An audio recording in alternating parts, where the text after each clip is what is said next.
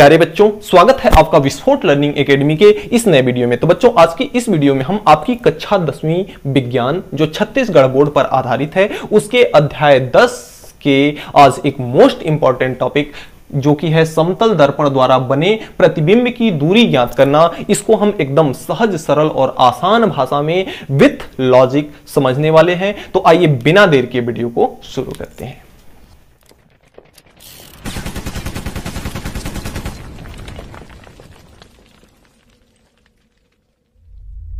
तो देखिए, इसके पहले के जो टॉपिक हैं वह पिछले वीडियो में बताए गए हैं। अगर आप उन वीडियो को अभी तक नहीं देखे हैं तो पहले आप जाकर के उन वीडियो को देख लें, प्लेलिस्ट में जाकर के मेरे उन वीडियो को देख लें ताकि यह वीडियो, यह टॉपिक आसानी से आपको समझ में आ सके। तो हम आइए देखते हैं समतल दर्पण द्वारा बने प्रतिबिंब की बने आभास। समतल दर्पण द्वारा प्रतिबिंब बनता कैसे है, इसका चर्चा हम लोग पिछले वीडियो में किए हैं। तो समतल दर्पण द्वारा जो प्रतिबिंब बनता है वह आभासी बनता है और दर्पण के पीछे बनता है। और कैसा रहता है, उसकी प्रकृति कैसी रहती है, आभासी रहती है। तो उसी प्रतिबिंब की दूरी आज हम निकालेंगे। एक हमारा मान लेते हैं कि क्या है, हमारा समतल दर्पण है। यहां पर एक समतल दर्पण रखा है जो कि समतल दर्पण एक सीधा सीधा होता है जिसके एक सतह में पॉलिश किया हुआ होता है और दूसरे सतह में परावर्तक पृष्ठ होता है। तो ये ऊपर वाला आपका है परावर्तक पृष्ठ।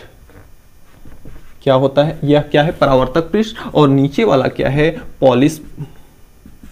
पॉलिश सतह या पॉलिश पृष्ठ है। अब देखिए कि किसी वस्तु, जैसे कि कोई वस्तु अगर यहां पर रखी हुई है, कोई वस्तु अगर यहां पे रखी हुई है तो सबसे पहले प्रतिबिंब निर्माण के लिए कम से कम इससे 2 किरणें होकर के गुजारनी पड़ती है। तो हम मानते हैं कि एक किरण इस वस्तु से होकर के आती है और यहां पे टकराती है, समतल दर्पण पर टकराती है और इस आपतन बिंदु पर टकराने के पश्चात फिर से उसी माध्यम में वापस लौट जाती है। ये किरण आ रही है, आपतन बिंदु पर टकराने के पश्चात उसी माध्यम में वापस लौट जाती है। इस बिंदु पर अगर एक सीधी सीधी रेखा 90 अंश का कोण बनाते हुए ड्रा करें तो यह कहलाता है, ये आपतित किरण है, ये अभिलंब है और यह क्या है, परावर्तित किरण। अभिलंब और आपतित किरण के मध्य जो कोण बनता है उसे हम कोण आई कहते हैं और जो अभिलंब और परावर्तित किरण के मध्य कोण बनता है उसे हम क्या कहते हैं, कोण आर कहते हैं। और हम जानते हैं कि प्रतिबिंब के निर्माण के लिए कम से कम हमें 2 किरणें उससे होकर के गुजारनी होती है। तो एक किरण तो ये आई, दूसरी किरण अगर हम इससे सीधे सीधे गुजार देते हैं तो सीधे सीधे गुजारेंगे तो ये किरण होगी क्या, ये किरण कहां जाएगी। देखिए, हम जानते हैं कि जिस कोण पर जो किरण आती है उसी कोण पर वापस चली जाती है। तो अगर सीधा सीधा आती है तो यहां पे कितने अंश का कोण बना रही है, 90 अंश का। और यहां पे देखा जाए तो यही आपतित किरण भी होगा और यही अभिलंब भी होगा, यानी कि यही आपतित किरण भी है और यही अभिलंब भी है। अभिलंब क्या होता है, 90 डिग्री का कोण, और आपतित किरण जो आती है तो किरण भी इसी में आ रही है और 90 डिग्री पर आ रही है। तो यानी इसी में अभिलंब भी है और इसी में आपतित किरण भी है। और इसका मतलब क्या हुआ कि जैसे देखिए, अगर अभिलंब और आपतित किरण में जो कोण बनता है उसे हम कोण आई कहते हैं। तो आपतित किरण और अभिलंब तो एक में ही है, तो यानी कि आपतित किरण और अभिलंब के मध्य कोण कितने का बन रहा है, 0 अंश का बन रहा है, क्योंकि एक पे ही है, एक पर ही है दोनों, तो इसलिए 0 अंश का बन रहा है। तो अगर हम जानते हैं परावर्तन के नियम से कि जो किरण जितने अंश पर आती है उतना ही अंश पर वापस चली जाती है। तो ये अगर 0 पे आ रही है तो कितने पे वापस जाएगी, 0 पे ही। यानी कि अगर कोई भी किरण सीधे सीधे आती है तो वह पुनः उसी मार्ग में वापस लौट जाएगी, जिस मार्ग से आई है उसी मार्ग में वापस लौट जाएगी। अब प्रतिबिंब कैसे बनता है, ना तो किरण यहां पे मिली ना तो किरण यहां पे मिली। तो हम ये भी जानते हैं कि समतल दर्पण में जो प्रतिबिंब बनता है वास्तविक नहीं बनता, आभासी बनता है, यानी जबरदस्ती मिलाया जाता है। तो इसमें इसकी परावर्तित किरण और इसकी परावर्तित किरण कहीं पे नहीं मिल रही है तो हमें इसको जबरदस्ती मिलाना पड़ेगा। परावर्तित किरण को अगर हम ऐसे बनाएं तो ये किरण देखिए, अगर इसको इधर से मिला दें, इसको इधर से मिला दें तो ये किरण आपकी यहां पे मिल रही है, इसलिए प्रतिबिंब आपका यहां पे बन रहा है। यहां पे क्या बन रहा है, प्रतिबिंब बन रहा है। इसमें हम थोड़ा थोड़ा सबका नाम कर दें, अगर इसको A बना दें, इसको B बना दें और इसको C बना दें और इसको क्या बना दें, D बना दें, इसको क्या बना दें, E बना दें। तो अगर यहाँ पे देखा जाए तो यहाँ अभिलंब इस प्रकार से है, यहाँ अभिलंब इस प्रकार से है, एक किरण इधर गई है, एक किरण इधर गई है और एक किरण यहाँ गई है। ये किरण ये आई है। तो अब यहां से देखें कि ये वाला जो कोण है, ये वाला जो कोण है कोण आई है, तो ये वाला कोण कितना होगा, ये वाला कोण, अगर ये कोण आई है तो यह भी कोण आई होगा। इसको हम कहते हैं एकांतर कोण। क्या कहते हैं, एकांतर कोण। और एकांतर कोण हमेशा आपस में बराबर होते हैं। तो अगर इसका नाम E है और इसका नाम F दे दें, तो जो कोण FCA है, कोण FCA बराबर है किसके, कोण CAE के, कोण CAE के। और यह क्यों है, एकांतर कोण से, एकांतर कोण। और यह किसके बराबर है, I के बराबर है। तो यह कहां से है, एकांतर कोण से। दूसरी चीज कि अगर हम इस कोण को देखें, तो एक सीधी सीधी रेखा आ रही है, एक सीधी सीधी रेखा आ रही है, यानी कि इस तरह से एक रेखा आ रही है और एक रेखा इस पर ऐसे है लंबवत, एक रेखा इस पर लंबवत है और एक रेखा इस पर लंबवत है। तो जब कोई भी रेखा सीधी सीधी ऐसी आती है और उसी पर सेम कोण पर अगर कोई रेखा हो, जिस कोण पर यह है भाई, यह भी एकदम सीधा है और यह भी एकदम सीधा है, तो ये कोण, यह कोण कितना है, कोण R है। तो कोण R, यह कोण अगर कोण R है तो यह भी कितना होगा, कोण R ही होगा। क्यों, क्योंकि यह क्या है, संगत कोण है, एक दूसरे के संगत कोण है और संगत कोण आपस में बराबर होते हैं। तो कोण BCF, कोण BCF बराबर है BCF, ये कोण ये है और एक कोण ये वाला है, और कोण CDE के, किसके बराबर है, कोण CDE के। और यह किसके बराबर है, कोण R के बराबर है। तो बराबर क्या हो जाएगा, किसके, R के बराबर, किसके हो जाएगा, R के, क्योंकि यह क्या है, संगत कोण है। क्या है, संगत कोण है। अब यहां पे देखिए दो त्रिभुज आपका बन रहा है, ये आपका क्या हो गया, कोण I हो गया, और यह कोण क्या हो गया, कोण R हो गया। ये कोण I है और ये कोण R है। और परावर्तन के नियम से हम जानते हैं, परावर्तन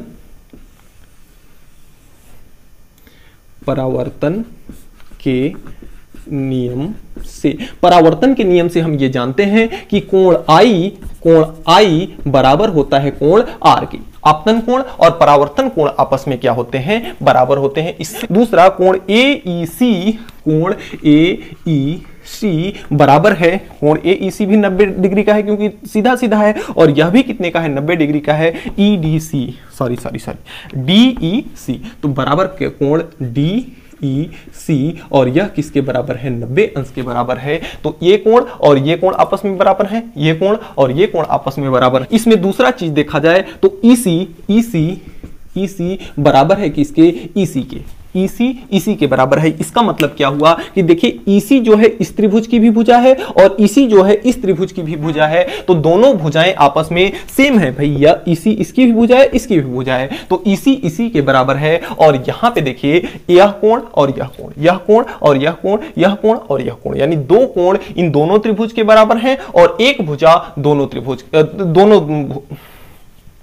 तो इन दोनों त्रिभुजों में दो कोण और एक भुजा आपस में क्या है, बराबर है। तो गणित का एक सिद्धांत है कि जिस त्रिभुज के दो कोण और एक भुजा आपस में बराबर होती है तो उसे हम कहते हैं कोण भुजा कोण। क्या कहते हैं, कोण भुजा कोण, कोण भुजा कोण सर्वांग समता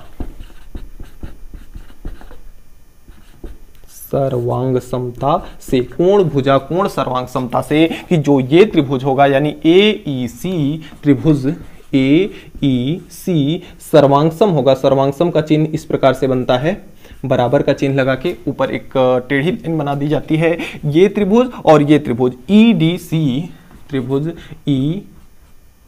EDC, ये दोनों त्रिभुज क्या है, सर्वांगसम है। अगर दोनों त्रिभुज सर्वांगसम है, सर्वांगसम का मतलब ये हुआ कि इस त्रिभुज को अगर उठा करके इस पे रख दें तो पूरी ढक लेगा, इस त्रिभुज को पूरा यह ढक लेगा। उसका मतलब यह क्या है कि यह भुजा इसके बराबर है, यह भुजा इसके बराबर है और यह भुजा खुद में खुद से बराबर है ही है। तो यानी कि यहां से यह सिद्ध होता है कि जो आपका AE है, AE बराबर है किसके, ED के। AE किसके बराबर है, ED के बराबर है। ठीक है। अब यहां से देखिए हमें क्या निष्कर्ष निकल रहा है, इस चीज को हमें डिस्कस करना है। तो देखिए यहां से ईडी क्या है, ईडी है दर्पण से प्रतिबिंब की दूरी, एई क्या है, एई है वस्तु से दर्पण की दूरी। तो यहां पे ये सिद्ध होता है कि जितनी दूरी पर वस्तु रखी होती है उतने ही दूरी पर वस्तु का प्रतिबिंब बनता है। एक नंबर में अगर सवाल पूछता है कि यदि किसी भी समतल दर्पण से अगर 35 मीटर की दूरी पर अगर कोई वस्तु रखी हुई है तो उसका प्रतिबिंब कितनी दूरी पर बनेगा, तो आप सिंपल सा जवाब देंगे कि वह कितनी दूरी पे बनेगा, 35 मीटर की ही दूरी पर बनेगा। यानी कि जितनी दूरी पर वस्तु रखी जाती है उतना ही दूरी पर प्रतिबिंब बनता है। तो समतल दर्पण द्वारा प्रतिबिंब की दूरी क्या होती है, समान होती है कि जितनी दूरी पर वस्तु रखी जाती है उतनी ही दूरी पर प्रतिबिंब बनता है। तो यह टॉपिक आपका समाप्त होता है।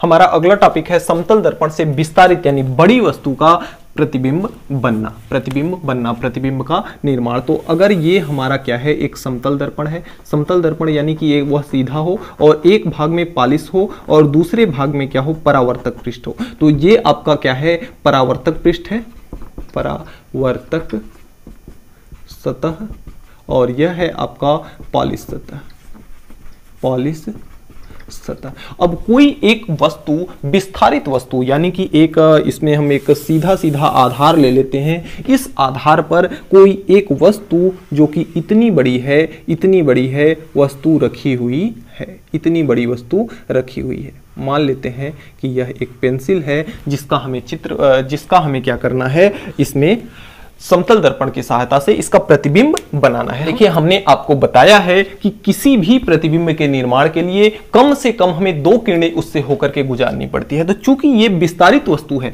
जैसे इसके पहले जो हम प्रतिबिंब निर्माण करते थे उसमें छोटी सी वस्तु लेते थे और उसमें से किसी एक जगह से ही हम 2 किरणें गुजारते थे, लेकिन यह विस्तारित वस्तु है तो इसके ऊपरी भाग से 2 किरणें गुजारेंगे और निचले भाग से 2 किरणें गुजारेंगे और दोनों किरणें आपस में जहां जहां पर मिलेंगी वही आपका क्या बनेगा, प्रतिबिंब बनेगा। तो सबसे पहले अगर हमारी दृष्टि यानी मान लेते हैं कि हम यहां से अगर देख रहे हैं, हम क्या कर रहे हैं, अपनी आंखों की सहायता से यहां पे देख रहे हैं, तो सबसे पहला चीज कि यहां से जो प्रकाश की किरण आएगी सबसे पहले कहां पड़ेगी, सबसे पहले यहां पे पड़ेगी दर्पण पर पड़ेगी और दर्पण पे पड़ने के पश्चात यह कहां चली जाएगी, इसके नोक पे, कहां चली जाएगी, इसके नोक पे, और परावर्तन के पश्चात यहां से किरण जो आएगी इसके कहां चली जाएगी, नोक पे चली जाएगी। और यहां से अगर हम दूसरी किरण गुजारें तो दूसरी किरण जो यहां पर आएगी, यहां पे मिलेगी, यह भी कहां चली जाएगी, इसके नोक पर चली जाएगी। इस तरह से यहां से आई और यहां पर चलेगी। तो इसके नोक पे तो 2 किरणें गुजर गई होकर के, और इसके निचले सिरे पर भी आएंगी तो एक किरण यहां पड़ती है जो कि परावर्तन के पश्चात इसके निचले सिरे पे जाती है, इस तरह से, सॉरी इसकी दिशा ये रहेगी, और दूसरी किरण यहां से पड़ती है जो कि कहां जाती है, यहां आती है, और इसमें रिफ्लेक्शन होने के पश्चात, परावर्तन होने के पश्चात यह इसके कहां पड़ती है, निचले नोक पर पड़ती है, इस तरह से। अब इन दोनों को अगर हम मिलाएं तो इसको अगर हम, ये किरण इसको कोई डिस्टर्ब नहीं करता, तो ये किरण इस प्रकार से जाती आपकी, इसको डॉटेड लाइन में बनाएंगे, और ये किरण इसको कहां पे काटती, यहां पे काटती। तो इसके नोक का जो प्रतिबिंब है वह यहां पर बनता, और इस किरण को अगर कोई डिस्टर्ब नहीं करता, इस किरण को कोई डिस्टर्ब नहीं करता, तो ये यहां पे आती और इसका ये कहां पे मिलती, यहां पे मिलती। तो इसका जो नोक है उसका प्रतिबिंब यहां पर बनता, और जो इसका निचला हिस्सा है उसका प्रतिबिंब यहां पर बनता। यानी कुल मिला के जो प्रतिबिंब है आपका इस प्रकार से, कुल वस्तु का जो प्रतिबिंब है आपका कुछ इस प्रकार से बन जाता। इसका ये नोक रहा, और जिस प्रकार से ये नोक है इसका ये नोक का प्रतिबिंब रहा, और ये निचले हिस्से का। तो इस तरह से प्रतिबिंब का निर्माण होता है किसी विस्तारित वस्तु पर। दूसरी चीज कि हम जानते हैं कि जो समतल दर्पण है उसका प्रतिबिंब दर्पण के पीछे बनता है। तो कलई जो यहां पे पॉलिश किया हुआ भाग है वह दर्पण का पिछला साइड है और प्रतिबिंब उसी साइड में बन रहा है, तो प्रतिबिंब कहां बनता है? दर्पण के पीछे। और अभी अभी हमने ये सीख चुके हैं कि प्रतिबिंब वस्तु जितनी दूरी पे रखी होती है उतनी ही दूरी पर प्रतिबिंब बनता है। तो यहां से यहां तक की दूरी और यहां से यहां तक की दूरी ये x होगा, तो यह भी क्या होगा? x होगा। तो इस तरह से हम समतल दर्पण द्वारा किसी भी विस्तारित वस्तु का प्रतिबिंब बना सकते हैं। अब देखिए एक प्यारा सा सवाल इसी में है, एक प्यारा सा सवाल इसी में है कि अगर कोई बंदा मान लेते हैं कि चिंटू जो है यहां पर खड़ा है, चिंटू जो है यहां पे खड़ा है और यहां से खड़ा होकर के यह दो वृक्षों को देखता है और एक वृक्ष क्या है? एक वृक्ष जो है इसके वृक्ष पहले बना लेता हूं मैं, एक वृक्ष यहां पर है और दूसरा वृक्ष इसका कहां पे है? सेम वृक्षों की लंबाई क्या है? सेम है। तो दूसरा वृक्ष यहां पे इसका कुछ यहां पर है इस तरह से। अब देखिए देखता है जब चिंटू यहां पे खड़ा है और यहां से खड़ा होकर के दोनों वृक्षों को देखता है, जबकि दोनों वृक्षों की लंबाई सेम है, दोनों वृक्षों की लंबाइयां सेम है, लंबाई और आकार इन दोनों का सेम है, फिर भी उसको नजदीक वाला पेड़ बड़ा दिखता है और दूर वाला पेड़ छोटा दिखता है। जैसे अगर कोई आप कुछ दूर पे देखते हैं तो जो पेड़ होगा वह आपको छोटा दिखाई देगा और जो पास में होगा वह पेड़ क्या दिखाई देता है? बड़ा दिखाई देता है। तो ऐसा क्यों होता है? देखिए यहां पे क्या होता है कि इसके आंख से किरण जाती है और एक किरण इसके ऊपर में ऊपरी हिस्से में पड़ती है, एक किरण इसके निचले हिस्से में पड़ती है। ठीक उसी प्रकार से यहां भी एक किरण जाएगी और यहां भी एक किरण जाएगी। तो यहां से देखिए कि जो यहां से यहां किरण जा रही है उसका कोण इतना सा है और ये जो नजदीक वाला पेड़ है उसका कोण बड़ा है। तो यहां पे देख रहे हैं कि यहां पे परावर्तन कोण जो है उसका मान क्या है? बड़ा है। आपतन कोण और परावर्तन कोण का मान नजदीक वाले के लिए बड़ा है और इसके लिए वही मान क्या है? छोटा है। तो कोण में अंतर होने के कारण, इसके आपतन कोण और परावर्तन कोण के अंतर होने के कारण, जिससे दूर का जो पेड़ है उसका कोण जो है इसके आंखों से जो कोण बन रहा है वह छोटा बन रहा है, तो उसका प्रतिबिंब क्या होगा? छोटा होगा। और यहां पे जो कोण बड़ा बन रहा है तो हमारी आंख के जो पीछे प्रतिबिंब बनेगा, हमारी आंख के द्वारा जो प्रतिबिंब बनेगा वह क्या दिखाई देगा? नजदीक वाले का बड़ा दिखाई देगा और दूर वाले का क्या दिखाई देगा? छोटा दिखाई देगा। तो हमारा जो अगला टॉपिक है वह है कि अगर हम किसी भी दर्पण के ठीक सामने अगर खड़े होते हैं,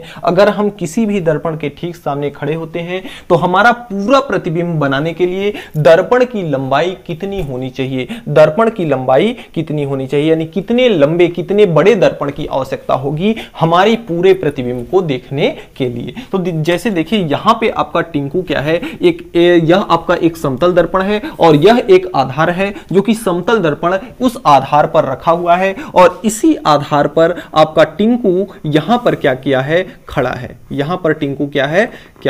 खड़ा है। तो यहां पर टिंकू इस आधार पर खड़ा है और यहां पे टिंकू की आंखें हैं, एक छोटी सी आंख टिंकू की है यहां पर। अब देखिए यहां से अगर इस टिंकू का प्रतिबिंब इस समतल दर्पण पर बनाना हुआ तो कैसे बनेगा? सबसे पहले इसकी आंख से एक किरण जाएगी और यह किरण कहां जाएगी? इसके सबसे ऊपरी हिस्से पे पड़ेगी और यह किरण परावर्तन के पश्चात कहां जाएगी? यहां मिलेगी। और इसी आंख से एक किरण यहां पर जाएगी जो कि परावर्तन होने के पश्चात इसके निचले हिस्से पे पड़ेगी, यानी बीच पे पड़ेगी, यहां पे पड़ेगी। तो यहां से किरण आ रही है, परावर्तन के पश्चात यहां जा रही है और यहां से किरण जा रही है, परावर्तन के पश्चात यहां जा रही है। देखिए यहां पे अगर अभिलंब बनाए तो इस बिंदु पर अभिलंब अगर डालें तो ये आपका इसका अभिलंब ये रहा और इस बिंदु पर अगर अभिलंब डालें तो इसका अभिलंब ये रहा। इसको अगर आगे तक हम यहां तक मिला दें तो यहां तक ये मिल गया